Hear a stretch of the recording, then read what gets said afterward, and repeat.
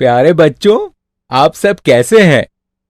प्रणाम बाबा जी, हम सब अच्छे हैं। बच्चों, इस रोमांचक योग यात्रा में आप सबका पुनः स्वागत है। इस यात्रा में हम सुंदर सुंदर स्थानों की सैर करेंगे। साथ में सरल एवं रोचक योग अभ्यास भी करेंगे। खेल खेल में सीखेंगे योग। हाँ, और हाँ बच्चों, आहार हमारे जीवन को बहुत प्रभावित करता है, तो आहार की जानकारी आपको आचार्य जी देंगे। नमस्ते आचार्य जी। खुश रहो बच्चों। खेल खेल में योग और दीपिका दीदी हमें कहानियाँ एवं कविता भी सुनाएंगी, है ना दीदी? हाँ बच्चों। मित्रों, मैं हूँ चिराग और यह है रुचि। हम भी रहेंगे आपके साथ साथ। तो बच्चों, अब हम चलते हैं अपनी योग यात्रा पर।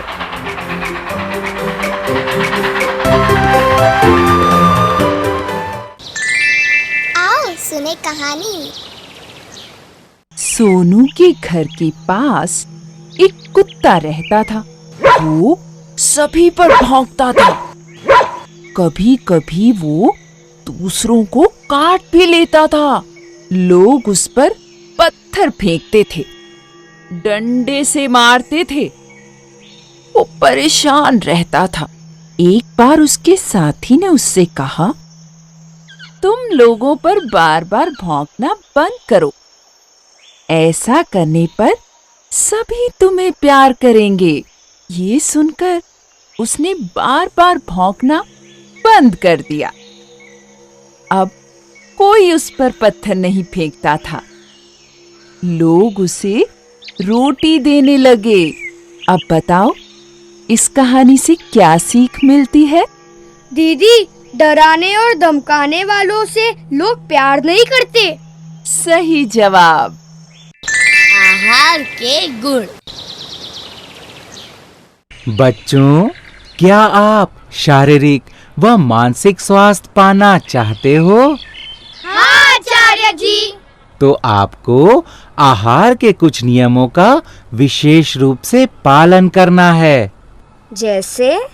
जैसे आपको भोजन करने की निश्चित दिनचर्या बना लेनी चाहिए। सुबह, दोपहर एवं रात्रि में निश्चित समय पर भोजन करना।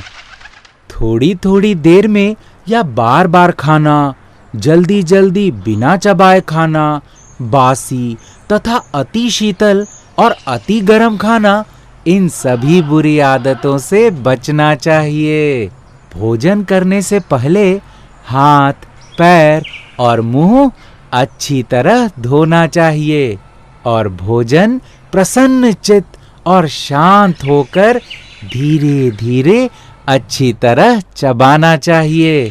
अब तो मैं भी सात्विक आहार लूंगी और अपना फेवरेट कार्टून टीवी प्रोग्राम देखते हुए खाऊंगी।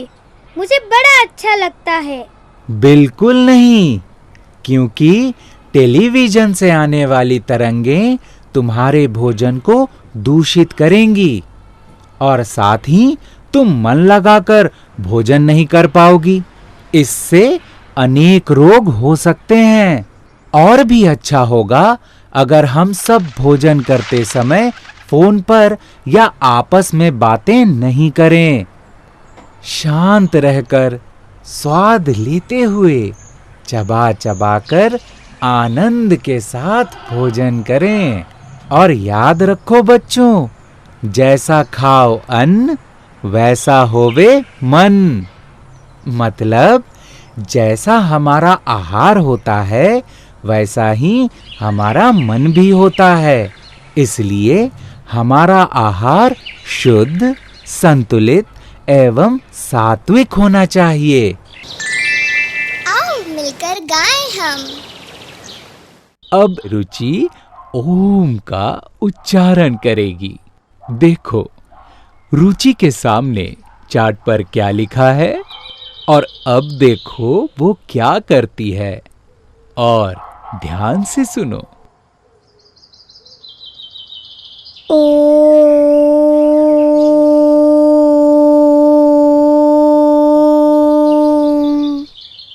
बच्चों, ओम का यह अभ्यास आप ब्लैक बोर्ड या किसी सादे कागज पर लिखकर भी कर सकते हैं, पर ध्यान रखो, पहले धीरे धीरे गहरी श्वास भरो, फिर ओ से श्वास छोड़ते हुए ओ पर पूरी श्वास छोड़ दो। म के गायन में होंठ बंद रखो और मुंह के अंदर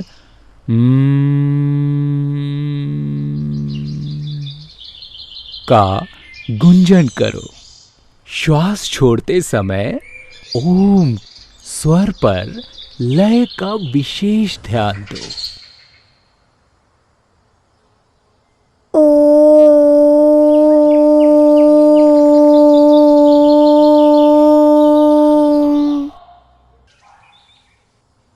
अब हम खेलेंगे एक और खेल। इसमें हम सरल सरल पशु पक्षियों की आकृतियां बनाएंगे, जैसे शुतुरमुर्ग और भ्रमर आकृति। शुतुरमुर्ग की आकृति को बनाने के लिए पैरों के बीच थोड़ा अंतर रखकर सीधे खड़े हो जाओ। धीरे धीरे गहरी गहरी श्वास भरो।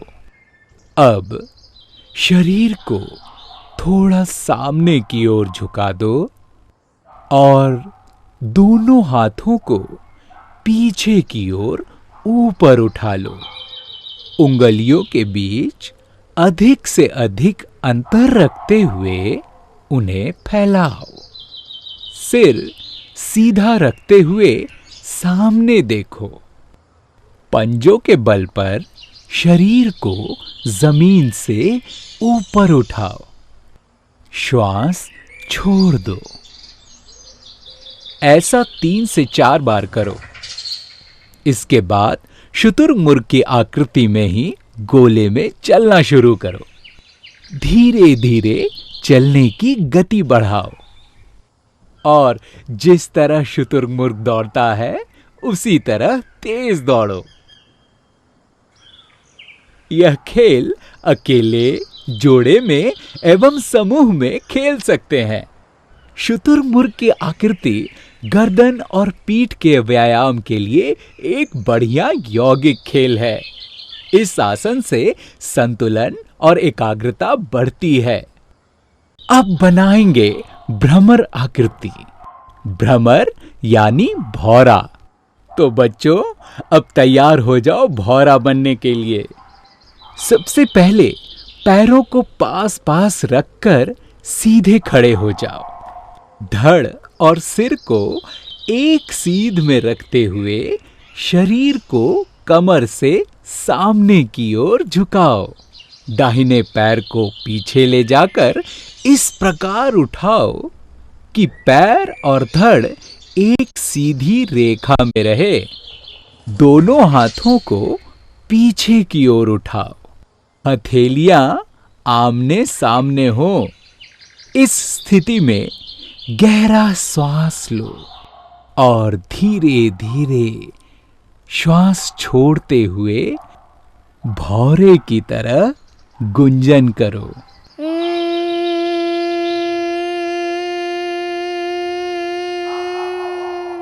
थोड़ी देर रुको। अब सीधे खड़े होकर कुछ पल विश्राम करते हुए दूसरे पैर से भी इसी तरह करो।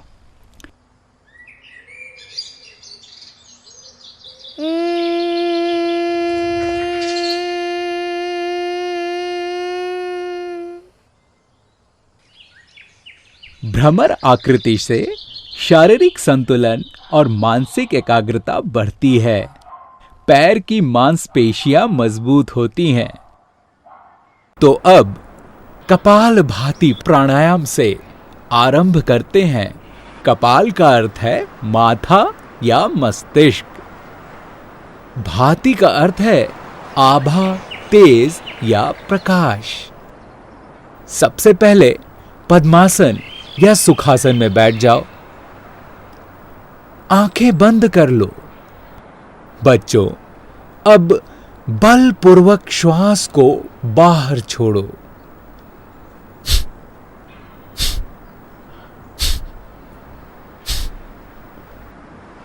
सहज रूप से जितना श्वास अंदर आता है उस श्वास को बलपूर्वक बाहर छोड़ो।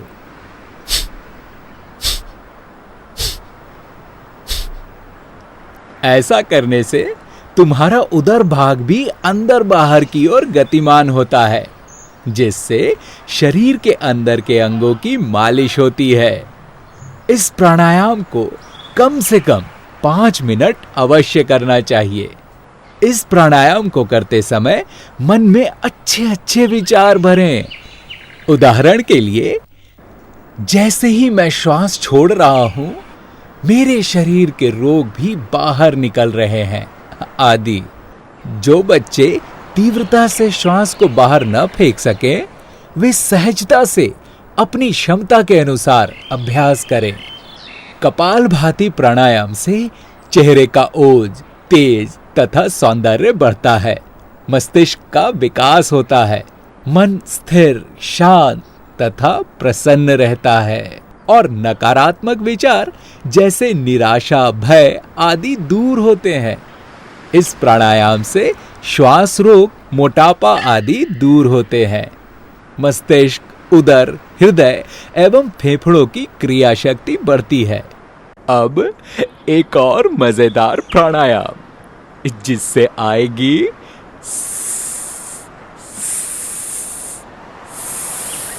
की आवाज, तभी तो इसे कहते हैं शीतकारी प्राणायाम। सबसे पहले पद्मासन या सुखासन में बैठ जाओ। जीभ को तालू में लगाकर, दांतों को एकदम सटाकर, होठों को खोल कर रखो। अब धीरे धीरे सीसी की आवाज करते हुए मुंह से श्वास लो।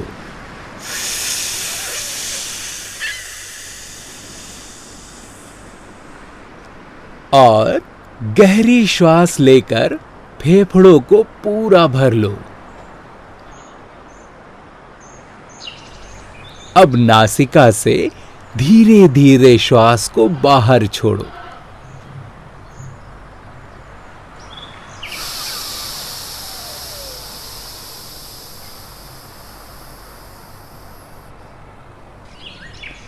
श्वास छोड़ते समय मुख बंद कर लो। अब इस क्रिया को 8 से 10 बार दोहराओ।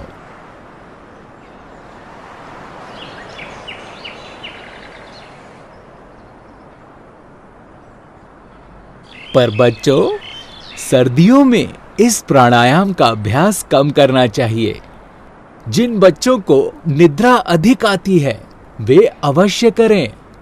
यह प्राणायाम नींद को कम करता है और शरीर को शीतल रखता है। बच्चों के दांतों के रोग, पायरिया आदि इस प्राणायाम से दूर होते हैं। यह प्राणायाम गला, मुख और जीभ के रोगों में भी लाभप्रद है। अब करेंगे ठंडक देने वाला शीतली प्राणायाम। शीतली मतलब ठंडक देने वाला। सबसे पहले पद्मासन या सुखासन में बैठ जाओ। इस प्राणायाम को करने के लिए जीभ को बाहर निकालो और उसे एक नलिका या गोल ट्यूब की तरह मोड़ दो। जीभ से धीरे धीरे श्वास लेकर फेफड़ों को पूर्ण रूप से वायु से भरो। इस स्थिति में कुछ क्षण श्वास को रोक कर रखो। अब नासिका से धीरे धीरे श्वास को बाहर छोड़ो। श्वास को छोड़ते समय जीभ भीतर कर लो। फिर से जीभ बाहर निकालकर ट्यूब की आकृति बनाओ और फेफड़ों को धीरे धीरे श्वास लेते हुए भरो। अब जीभ भीतर कर नासिका से श्वास छोड़ो।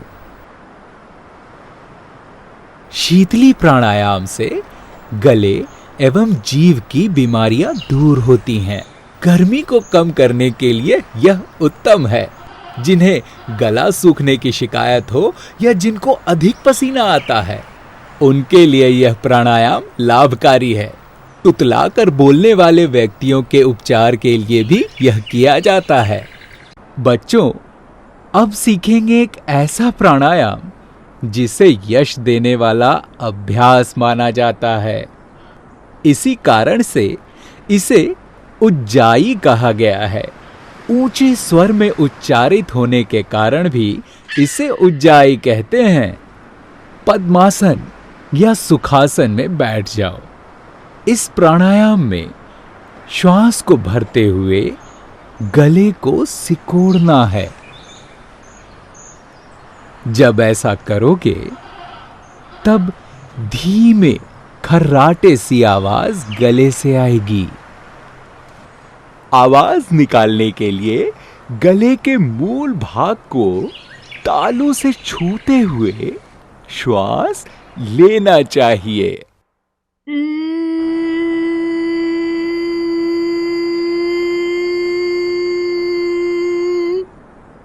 मुंह बंद रहेगा तथा श्वसन क्रिया नासिका से होगी।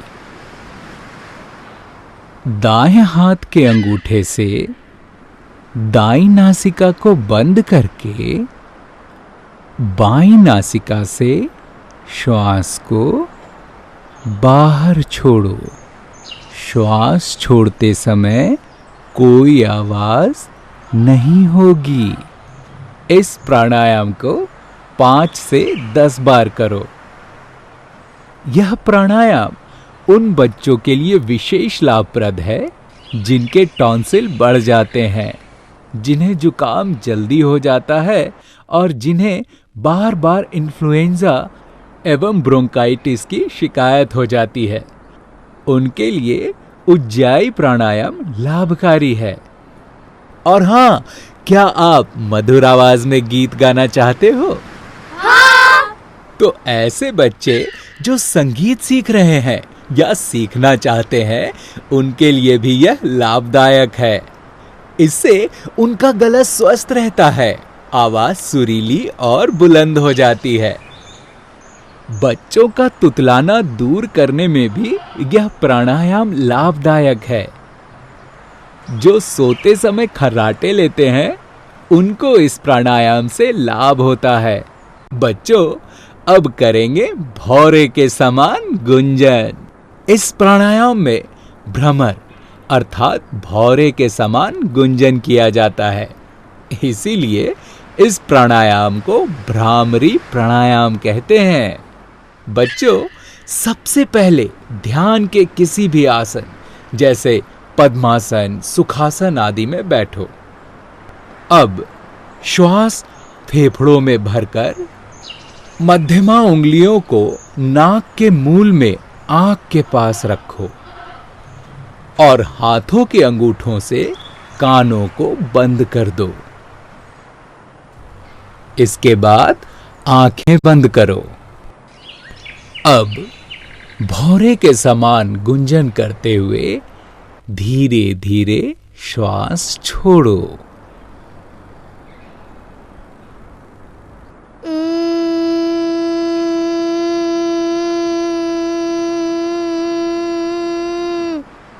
भ्रमर का गुंजन करते समय मुंह खुला नहीं रखना चाहिए।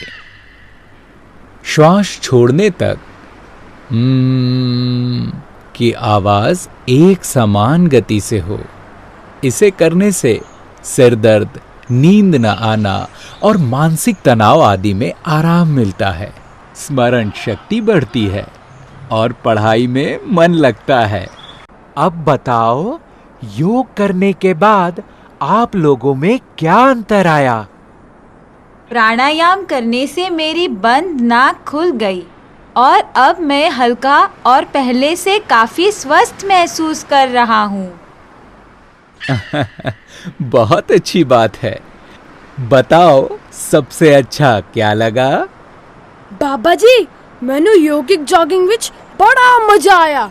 ਹੁਣ ਮੈਂ ਹੋਰ भी फिट महसूस करता हाँ। बाबा जी, मैं अब खाते समय टेलीविजन नहीं देखूंगी और पिज्जा भी बार बार नहीं खाऊंगी। शाबाश बच्चों, हमारी यात्रा यही समाप्त होती है। खूब मन लगाकर पढ़ाई करना, खेलना कूदना और रोज योग अभ्यास करना। नमस्ते बाबा जी। सदा खुश रहो। बहुत बहुत आशीर्वाद। आज हमने क्या सीखा? प्राणायामों को उनके लाभों से मिलाओ।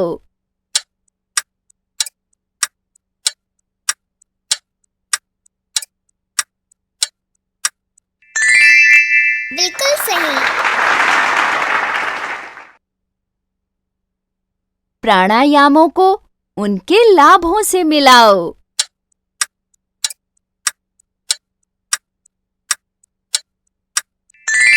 हाँ, बिल्कुल सही। चित्रों को देखकर प्राणायाम के नाम पहचानो।